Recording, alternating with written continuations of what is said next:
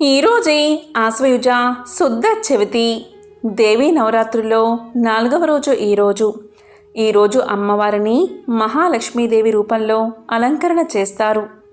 ఈరోజు ఎవరైతే తులసి చెట్టు మహత్యాన్ని వింటారో లేక చదువుతారో వారికి అమ్మవారి యొక్క పరిపూర్ణ అనుగ్రహం కలుగుతుంది.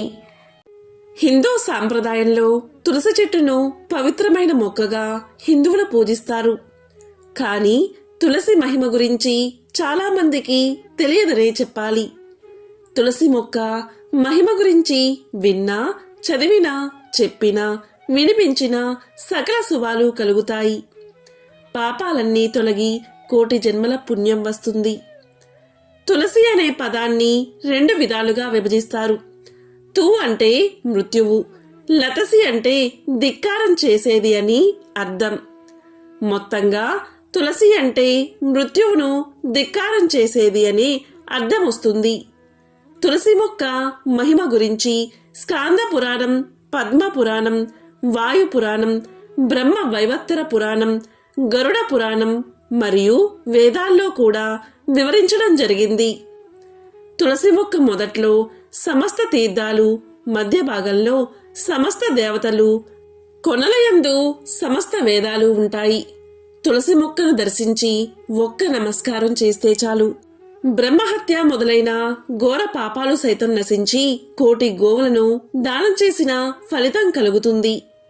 తులసి జననం గురించి తెలిపే ఈ పురాణ కథను వింటే చాలు మీ ఇంట్లో అన్ని శుభాలే కలుగుతాయి, సకల పాపాలు తొలగిపోతాయి. ఆ కథ ఏంటి అంటే, తులసి పూర్వజన్మలో మధురా నగరిలో ఒక గోపకన్య, శ్రీకృష్ణుని అనురాగ పాత్రురాలు. వీరి ప్రళయ కలాపాలకు ఓర్వలేని రాధాదేవి ఆమెను నీవు భూలోకంలో పుట్టెదువుగాక అని శపించింది. దానికి గోపకన్య ఎంతో భయపడి గోపాలుణ్ణి శరణు వేడింది. అప్పుడు గోపాలుడు ఆమెను కరుణించి నీవు భూలోకంలో పుట్టిన తర్వాత కొంతకాలం పాటు నువ్వు నా గురించి తపస్సు చేస్తే నీవు నాలో ఐక్యమైపోతావు అని ఆమెకు అభయమిచ్చి ఆమె భయాన్ని పోగొడతాడు. ఆమె ఆ శాపం కారణంగా భూలోకంలో కార్తీక పౌర్ణమి శుక్రవారం రోజు మాధవి ధర్మధ్వజ రాజ దంపతులకు కుమార్తెగా జన్మించింది. దేనితోనూ పోల్చలేని అందం ఆమె సొంతం. ఆమె అందచందాలను చూసి తల్లిదండ్రులు ఎంతో సంతోషించి ఆమెకు తులసి అని నామకరణం చేశారు. ఆమె అల్లారు ముద్దుగా పెరిగి యుక్త వయస్కురాలయ్యింది. యవ్వన దశలో ఎవరు ఎంత చెప్పినా వినకుండా బదరీవనానికి పోయి తపస్సు చేసింది. ఆ తపస్సు ఫలితంగా బ్రహ్మ ప్రత్యక్షమై ఏం వరం కావాలో కోరుకోమన్నాడు. దానికి తులసి శ్రీ మహావిష్ణువు నాకు భర్తగా కలిగేటట్లు అనుగ్రహించమని వేడుకుంది. గోపాలుడు అంశగల సుధామ గోపాలుడు రాధాదేవిచే శపించబడి భూలోకంలో శంఖచూరుడు అనే రాక్షసుడిగా జన్మించి బ్రహ్మదేవుడి అనుగ్రహం వల్ల తాను ఎవరి చేత చావకూడదు అనే వరాన్ని కోరుకున్నాడు. కాని బ్రహ్మ ఒక షరతును పెట్టాడు. అది ఏంటి అంటే, శంఖచూరుడి భార్యల్లో ఏ ఒక్కరైనా సరే శారీరకంగా గాని మానసికంగా గాని తన శీలాన్ని భంగపరుచుకుంటే శంఖచూరుడికి చావు తప్పదు అనే వరాన్ని ప్రసాదించాడు బ్రహ్మదేవుడు. ఈ సంఘటన జరిగిన తర్వాతే శంఖచూరుడు గాంధర్వమున నారదముని ఆదేశం మేరకు తులసిని వివాహం చేసుకుంటాడు. శంఖచూరుడు తులసితో ధర్మాన్ని చక్కగా నడుచుకుంటూ సుఖంగా కాలాన్ని గడుపుతున్నాడు. తరువాత శంఖచూరుడికి అజయత్వాన్ని జయించాలి అనే కోరిక జన్మించింది. దానితో అతని విజృంభణ చాలా ఎక్కువయింది. దేవతలు త్రిమూర్తులను శరణు వేడారు. దానికి బ్రహ్మ వరం అనుగ్రహించింది నేనే, కాబట్టి నేనేమీ చెయ్యలేను అని చెప్పాడు. ఇక ఆ మహావిష్ణువుకి ఆ మహాశివుడు తన త్రిశూలాన్ని ఇచ్చి రాక్షసుడితో యుద్ధం చెయ్యమన్నాడు. ఆ యుద్ధం మహాభయంకరంగా జరుగుతూనే ఉంది. శ్రీ మహావిష్ణువు వృద్ధ బ్రాహ్మణ వేషంలో శంఖచూలుణ్ణి యాచించి సర్వమంగళమయమైన కృష్ణ కవచాన్ని గ్రహించి శంఖచూరుడిగా మాయావేషంలో తులసి ఇంటికి పోయాడు. తులసి తన భర్త యుద్ధంలో గెలిచి వచ్చాడని భ్రమపడి అతను కోరిన విధంగా అతని దగ్గరకు వెళ్లి మోహించింది. వెంటనే ఆమెకు వ్రతభంగం జరిగిపోయింది. ఇంతలోనే ఆమె వచించబడినట్లు ఆమె గ్రహించి వెంటనే ఆమె లేచి దూరంగా నిలబడి దుఃఖిస్తూ, నీవు మరుజన్మలో రాయిగా మారిపోదువుగాక అని శపించింది. తర్వాత అతను శ్రీ మహావిష్ణువుగా గుర్తించి అతని పాదాలపై పడి క్షమాపణ కోరుకుంది తులసి. దానికి నారాయణుడు, తులసి, నీవు రెండవ లక్ష్మివై నాతో శాశ్వతంగా నిలుస్తావు అని అనుగ్రహించి ఈ వర్తమాన కాలంలో నీ శరీరం గండకీ నదిగా, నీ శిరోజాలు తులసి మొక్కలుగా మారిపోతాయి. అన్ని పత్రాలు పూల కంటే నీ తులసి నా పూజకు ఎంతో ముఖ్యమైనది అవుతుంది. ఈ 3 లోకాల్లో అలాగే వైకుంఠంలో నీ తులసి సమస్త పుష్పాల కంటే శ్రేష్టమైంది అవుతుంది. ఎవరైతే తులసి పాత్ర జలంతో స్నానం చేస్తారో అటువంటి వారు సర్వతీర్థ స్నాన ఫలము, సమస్త యజ్ఞ ఫలితాన్ని పొందుతారు. తులసియందు సమస్త దేవతలు నివసిస్తారు. అలాగే ఆ పవిత్ర గండకీ నదిలో నేను సాలగ్రామ రూపంలో నివసిస్తాను. అక్కడ ఒక విశిష్ట కీటకం నా లోపలికి చేరి చక్రాలను రచిస్తుంది. సాలగ్రామం ఉండి పూజకు తులసి లేకపోతే జన్మ జన్మాంతరాల్లో భార్యావియోగం కలుగుతుంది. తులసి, శంఖం, సాలగ్రామం ఒకే చోట ఉంచిన వారు నాకు ఎంతో ప్రియమైన వారు అవుతారు అని ఆమెను సమాధానపరచి శ్రీ మహావిష్ణువు అభయాన్ని ఇచ్చాడు. పూర్వం కైలాసంలో పార్వతీదేవిని చెలికత్తెలు తులసి జననం గురించి వివరించమని ప్రార్థించగా పార్వతీదేవి ఇలా చెప్పసాగింది. పూర్వం కైలాస శిఖరాన ధర్మదేవుడు అనే సద్బ్రాహ్మణుడు అలాగే పతివ్రత అయిన బృంద అనే భార్యతో కాలక్షేపం చేస్తూ ఉండేవాడు. బృంద భర్త చెప్పినట్లు నడుచుకుంటూ ఎల్లప్పుడూ దైవ కార్యాలు చేస్తూ పతిపూజ చేసుకుంటూ ఉండేది. ఆ ధర్మదేవుడు శివ కృష్ణనామాలను గానం చేస్తూ పర్యటన చేస్తూ ఉండేవాడు. ఆ ధర్మదేవుడు తన సుందర కంఠంతో ఎప్పుడూ కూడా భగవంతుడి నామాన్ని గానం చేస్తూ అందరినీ ఆనందింపచేస్తూ ఉండేవాడు. ఒకరోజు బృంద తన భర్త సమయంలో ఉండడం వల్ల మధ్యాహ్న భోజన కాలం దాటిపోయింది. కానీ భర్త తినకుండా భోజనం చేయకూడదు కాబట్టి మనసులో పతిదేవుడికి నమస్కారం చేసుకుని నీటిని సేవించింది. అదే సమయంలో ఇంటికి వచ్చిన ధర్మదేవుడు భార్య నీరు తాగడం చూశాడు. తన భార్య తనకన్నా ముందుగానే నీరు తాగడం చూసి కోపంతో నువ్వు రాక్షసి అయిపోమని ఆమెను శపించాడు. తన భర్త ఇచ్చిన శాపం కారణంగా వెంటనే బృంద రాక్షసిగా మారి కైలాస శిఖరంలో తిరుగుతూ ఉండేది. ఆకలి వేస్తే దారిన పోయే మనుషులను, జంతువులను తింటూ ఉండేది. కానీ గోవులను, బ్రాహ్మణులను, హరిభక్తుల జోలికి మాత్రం పోయేది కాదు. తక్కిన ఇతర ప్రాణులను తింటూ కాలాన్ని గడుపుతూ ఉండేది. ఒకరోజు ఆమెకు 3 రోజులైనా ఆహారం దొరకలేదు. దేన్నైనా తినాలని ఆలోచిస్తూ ఉండగా అక్కడ ప్రాణులన్నీ శైవ ప్రభావం కలవే. ఇక అక్కడ బ్రాహ్మణులు ఉన్నారు, వీళ్ళను నేను తినలేను అని అనుకుంటూ ఉంది. ఇక అక్కడ ఉన్న బ్రాహ్మణులు కృష్ణనామాన్ని గానం చేస్తూ ఉన్నారు. ఇక రాక్షసి రూపంలో ఉన్న బృంద అక్కడ ఆ నామాలను వింటూ గడిపింది. ఇలా ఉంటూ ఆకలి భరించలేక ఆ కైలాస శిఖరంలోనే చనిపోయింది అని చెలికత్తెలతో పార్వతీదేవి చెప్తూ ఉంది. చెలికత్తెలతో పార్వతీదేవి ఇంకా ఇలా చెప్పసాగింది. ఈ విధంగా బృంద రాక్షసి రూపంలో చనిపోయి 1 సంవత్సర కాలమయ్యింది. ఒకరోజు మహాశివుడు నేను వనశోభ చూస్తూ కైలాస శిఖరానికి చేరుకున్నాము. మాకు అక్కడ మరణించిన బృంద యొక్క రాక్షస శరీరం కనిపించింది.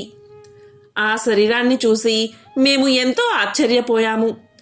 ఆ శరీరం అత్యంత శోభాయమానంగా వెలగడం చూశాము.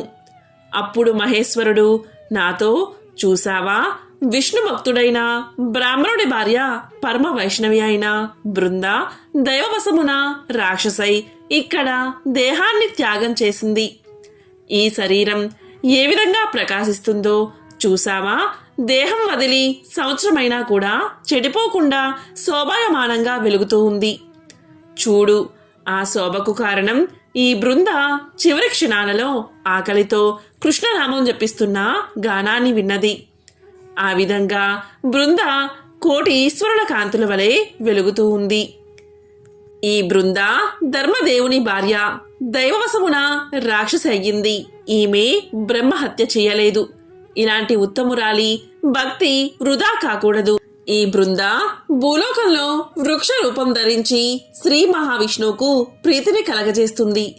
కాబట్టి ఓ గణములారా, మీరందరూ ఈ శరీరాన్ని తీసుకుపోయి భూమియందు నాటిరండి. ఈ బృంద యొక్క పత్రం వల్ల స్వయంగా శ్రీహరి పూజితుడు అవుతాడు. తులసిపత్రి ఒక్కొక్క ఆకులోనూ ద్వాదశాక్షరి మంత్రముంది. ఉమామహేశ్వరులకు బృంద అధిష్టాన దేవత.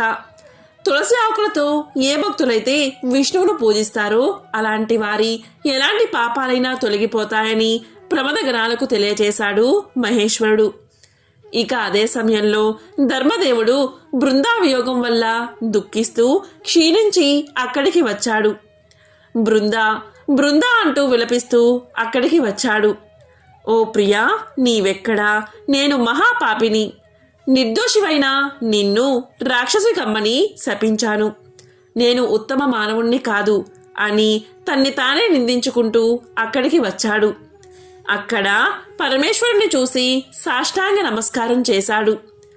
అక్కడ జరిగిందంతా మహేశ్వరుడు ధర్మదేవుడికి తెలియచేశాడు. అప్పుడు ధర్మదేవుడు మహేశ్వరుడితో, దేవా, బృంద తులసి చెట్టుగా అయినప్పుడు నాకు ప్రియమైన ఆ వృక్షానికి మూలంగా నేను అవుతాను అని పలుకుతాడు. ఈ విధంగా ధర్మదేవుడు తులసికి మూలమయ్యాడు. ఆ తర్వాత శివుడి ఆజ్ఞ ప్రకారం ప్రమదగణాలు భూమండలం వచ్చి బృంద దేహాన్ని యమునా నదియందు నాటారు. అనంతరం శ్రీ మహావిష్ణువుకు ప్రీతికరమైన కార్తీక మాసంలో అమావాస్య ప్రాతకాలంలో తులసి విష్ణువుకు శివునికి ప్రీతిగా ఆవిర్భవించింది. తులసి ఆవిర్భవించిన వెంటనే శివుడితో కలిసి నారాయణుడు భూలోకం వచ్చి తులసిని చూశాడని పార్వతీదేవి చెలికత్తెలకు తెలియచేసింది. ఒకసారి శంకరుడు నారద మహర్షితో ఇలా అన్నాడు, నారద, తులసి మహత్యాన్ని వినుము. అది విన్న మానవుడు సర్వ పాపాల నుండి విముక్తుడు అవుతాడు. తులసి దర్శనం స్మర్శ వల్ల తులసి మానవుల పాపాలను సర్వదా నశింపచేస్తుంది. ప్రాతకాలంలో లేచి చక్కగా స్నానం చేసి తులసిని చూస్తే నిశ్చయంగా సకల తీర్థాలను దర్శించిన ఫలితం కలుగుతుంది. శ్రీ మహావిష్ణువును ప్రత్యక్షంగా దర్శనం చేసుకుంటే ఎంత పుణ్యం కలుగుతుందో తులసి చెట్టు దర్శనం అంతటి ఫలితాన్ని ఇస్తుంది. తులసి చెట్టు దర్శనం వల్ల జన్మాంతరాల్లో చేసిన పాపాలు నశించిపోతాయి. శుచిగా ఎవరైతే తులసి దళం పట్టుకుంటారో అలాంటి వారి సర్వ పాపాలు నశించి తక్షణం పవిత్రులు అవుతారు. తులసిని తాకడమే స్నానం, తులసిని స్మరించడమే తపం, ముట్టుకోవడమే ముక్తి. కాబట్టి సర్వదా ఎవరైతే తులసికి ప్రదక్షిణలు చేస్తారో వారు స్వయంగా ఆ శ్రీ మహావిష్ణువుకు ప్రదక్షిణం చేసినట్లే అవుతుంది. ఇందులో ఎటువంటి సందేహమూ లేదు. నారద, ఏ వ్యక్తి తులసి మొదట్లో ఉన్న మట్టితో తలకు, కంఠం ప్రదేశంలో, చెవిలో, హృదయం దగ్గర, గుండె ప్రదేశంలో, పార్శ్వము, నాభియందు తిలకంగా ధరిస్తారో అతను పుణ్యాత్ముడు అవుతాడు. కార్తీక మాసంలో తులసి వనంలో హరిని పూజించిన వారికి 10,000 ఆవులను దానం చేసిన ఫలితం, అలాగే 100 వాజిపేయి యజ్ఞాలు చేసిన ఫలితాన్ని పొందుతారు అని మహాశివుడు నారద మహామునికి తెలియచేశాడు. స్కాంద పురాణంలో వైశాఖ ఖండంలో తులసి మహత్యాన్ని తెలిపే ఒక కథ ఉంది. ఈ కథను విన్నంతనే సకల పాపాలు తొలగి కోటి జన్మల పుణ్యం కలుగుతుంది. ఆ కథ ఏంటో కూడా ఇప్పుడు తెలుసుకుందాం. ఒకప్పుడు కాశ్మీర దేశంలో హరిమేధుడు, సుమేధుడు అనే 2 బ్రాహ్మణ శ్రేష్ఠులు ఉండేవారు. వారు ఒకసారి తీర్థయాత్రలు చేస్తూ మహా అరణ్యం గుండా ప్రయాణిస్తూ ఉన్నారు. వారికి ఒక చోట తులసి తోట కనిపించింది. దాన్ని చూసిన స్నేహితుడు భక్తితో దానికి సాష్టాంగ నమస్కారం చేసి దాన్ని చుట్టూ ప్రదక్షిణలు చేయడం మొదలుపెట్టాడు. దీన్ని గమనించిన హరిమేధుడు ఎందరో దేవతలు, ఎన్నో తీర్థయాత్రలు ఉండగా దీనికి ఎందుకు అంత భక్తితో ప్రణామం చేస్తున్నావు అని అడిగాడు. అప్పుడు సుమేధుడు ఇలా సమాధానం చెప్పాడు. ప్రాచీన కాలంలో దేవదానవులు క్షీరసాగర మదనం చేశారు. అప్పుడు లక్ష్మీదేవి, కల్పవృక్షం, ఐరావతం, చంద్రుడు, ధన్వంతరి ఉద్భవించిన తర్వాత జనన మరణాలు లేకుండా చేసే అమృత కలశం ఆవిర్భవించింది. అప్పుడు దాన్ని తీసుకుని ఎంతో సంతోషించాడు శ్రీ మహావిష్ణువు. అప్పుడు ఆ మహావిష్ణువు యొక్క కనుల నుండి ఆనంద బాష్పాలు కొన్ని అమృతంపై పడ్డాయి. వెంటనే వాటి నుండి తులసి మొలిచింది. ఇక బ్రహ్మాది దేవతలు లక్ష్మిని, తులసిని శ్రీహరి సేవకు సమర్పించారు. దానికి మహావిష్ణువు ఎంతో సంతోషించాడు. అప్పటి నుండి తులసి విష్ణుమూర్తికి మిక్కిలి ప్రీతి పాత్రురాలు అయ్యింది. అప్పటి నుండి తులసి హరిప్రియ అయ్యింది. అందుకే నేను ఆమె పాదాలకు ప్రణామం చేశాను అని తెలియచేశాడు సుమేధుడు. వెంటనే వారిద్దరూ కూర్చుని సంభాషించుకుంటున్న ఆ వట వృక్షం నుండి పెలపెలమనే శబ్దంతో తేజవంతులైన ఇద్దరు పురుషులు ప్రత్యక్షమయ్యారు. ఆ ఇద్దరినీ చూసి బ్రాహ్మణులిద్దరూ ఎంతో భయపడి గజగజ వణుకుతూ ఎవరు మీరు అని అడిగారు. అందుకు వారు నమస్కారం చేసి, స్వామి, మీరు మాకు ప్రాణదాతలు. నా పేరు ఆప్తుకుడు. నేను దేవలోకవాసిని. నేను లోమస మహామునికి చేసిన అపచారానికి ఈ మర్రి చెట్టు మీద రాక్షసుడినై పడి ఉన్నాను. మీరు ఇంతవరకు విష్ణువు గురించి చెప్పింది నేను విన్నంతనే నాకు శాప విమోచనమయ్యింది. ఇదంతా మీ అనుగ్రహం వల్లే అని విన్నవించుకున్నాడు మొదటివాడు. ఇక రెండోవాడు కూడా తన కథ గురించి వివరిస్తూ, నేను శివుడి ఆజ్ఞను ఉల్లంఘించడం వల్లే బ్రహ్మ రాక్షసుడినై ఈ మర్రి చెట్టును ఆశ్రయించాను. ఈరోజు మీ వల్ల నారాయణ మహత్యాన్ని తెలుసుకున్నాను. ఆ మహిమను విన్న తర్వాత నాకు శాప విమోచనం అయిందని ఇద్దరూ కూడా వివరించారు. ఆదర్శ బ్రాహ్మణులైన మీ ఇద్దరికి తీర్థ స్నాన ఫలితం ఇక్కడ అయింది అని వాళ్ళు తెలియజేశారు. తేజవంతులైన వారిద్దరూ బ్రాహ్మణులకు నమస్కారం చేసి బ్రహ్మలోకానికి వెళ్లిపోయారు. బ్రాహ్మణులు ముక్తిని ప్రసాదించిన విష్ణుప్రియ తులసి నామాన్ని స్మరిస్తూ ముందుకు సాగారు. కాబట్టి తులసి మొక్కలను నాటడం, పెంచడం వల్ల ఎంతటి కష్టాలైనా తొలగిపోతాయి. భగవంతుణ్ణి తులసితో పూజించే ఫలితం బంగారు పుష్పాలతో పూజించినా అంతటి ఫలితం కలగదు. బ్రహ్మ, ఇంద్రాది దేవతలు కూడా తులసితో విష్ణువును పూజిస్తారని పురాణాలు తెలియజేస్తున్నాయి. తులసి భూలోకపు కల్పవృక్షం. అర్చనచే సకల కోరికలను తీరుస్తుంది. తులసి దర్శనం చేతే అన్ని పాపాలు నశిస్తాయి. తులసి మొక్క మహిమ అపారం.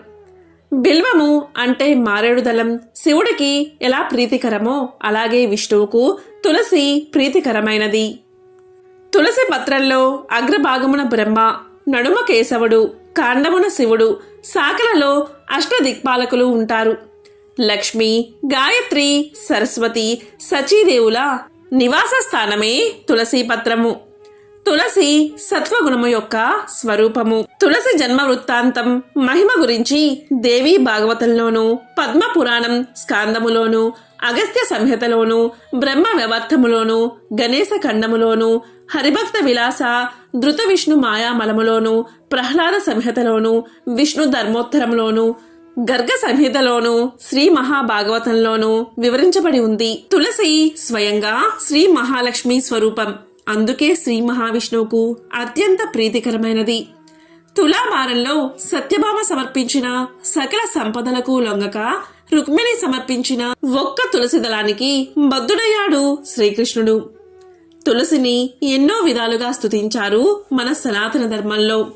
తులసి లేని ఇల్లు కళావిహీనమని చెప్పారు. తులసి కోటను, చెట్టును నిత్యము భక్తి శ్రద్ధలతో పూజించాలి. నీళ్లు పొయ్యాలి, ప్రదక్షిణాలు చేయాలి, నమస్కారం చేయాలి. దీనివల్ల అశుభాలన్నీ తొలగి శుభాలు కలుగుతాయి. సర్వ పాప ప్రక్షాళన జరుగుతుంది. మనోభీష్టాలు నెరవేరతాయి. తులసి వనమున్న గృహము పుణ్యతీర్థంతో సమానమని అనేక పురాణాలు శాస్త్రాలు చెబుతున్నాయి. తులసి పూజ స్త్రీలకు అత్యంత శుభప్రదం. ఉదయం సాయంత్రం తులసికోట వద్ద దీపారాధన చేయడం అత్యంత శుభకరం. తులసి చెట్టు ఆవరణలో ఉంటే ఎటువంటి దుష్ట శక్తులు పనిచేయవు.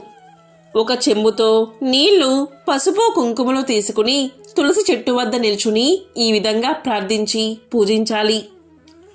నమస్తే తు తులసి కళ్యాణి నమో విష్ణుప్రియే శుభే నమో మోక్షప్రదే దేవి నమస్తే మంగళప్రదే బృందావని విశ్వపూజిత విశ్వపావని పుష్పసార నందినీచ తులసి కృష్ణ జీవని ఏతన్నమాష్టకం చైవ స్తోత్రం నామార్థ సంయుతం య పఠేత్తం చ సంపూజ్య సోస్వమేధ ఫలం లభేత్ అని తులసిని ప్రార్థించి అచ్యుతానంద గోవింద అనే మంత్రాన్ని పఠిస్తూ పూజించాలి.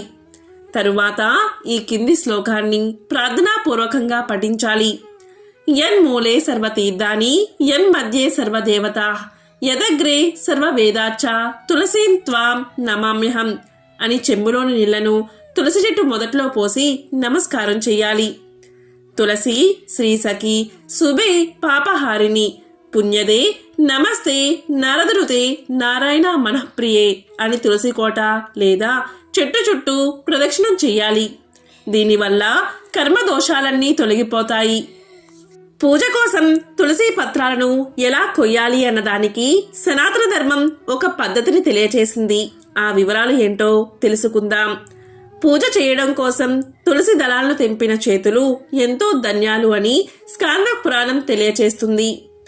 తులసి చెట్టు నుండి దళాలను మంగళ, శుక్ర ఆదివారాలలో, ద్వాదశి, అమావాస్య, పూర్ణిమ తిథుల్లో, సంక్రాంతి, జనన మరణ శౌచములలో, వైద్యుతి, వృతిపాత యోగాలలో తెంపకూడదు.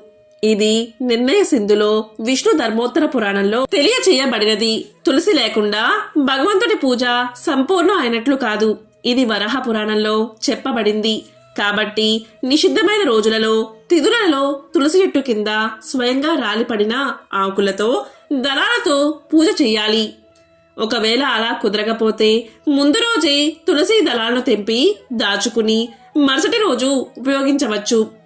సాలగ్రామ పూజకు మాత్రం ఈ నిషేధం వర్తించదు. సాలగ్రామం ఉన్నవారు అన్ని తిథి వారాలలో తులసి దళాలను తెంపవచ్చు. ఎందుకంటే సాలగ్రామం స్వయంగా విష్ణువు స్వరూపం. శ్రీ మహావిష్ణువు మందిరంలో వచ్చి ఉన్నప్పుడు ఏ దోషాలు వర్తించవు. ఇది ఆహ్నిక సూత్రావళిలో చెప్పబడింది. స్నానము చేయకుండా మరియు పాదరక్షలు ధరించి తులసి చెట్టును తాకరాదు. అలాగే దళాలను కొయ్యకూడదు. ఇది పద్మ పురాణంలో చెప్పబడింది. తులసి సర్వరోగ నివారిణి. హిందూ సాంప్రదాయం ప్రకారం మనిషి చనిపోయే ముందు నోటిలో తులసి తీర్థం పోస్తారు. తులసి 24 గంటలు ప్రాణవాయువును వదులుతూ ఉంటుంది. స్వర్గం లేదా వైకుంఠం చేరేందుకు తులసి వారధిగా ఉంటుందని చాలా మంది నమ్మకం. తులసి కోట ఇంట్లో ఉంటే వాస్తు దోషాలు తొలగిపోతాయి. తులసి ఇంట్లో ఉంటే రోగ నిరోధక శక్తి పెరుగుతుంది. తులసి ఆకుల రసం ఆయుర్వేదం, ఇంటి వైద్యం చిట్కాలలో విస్తృతంగా వాడుతారు.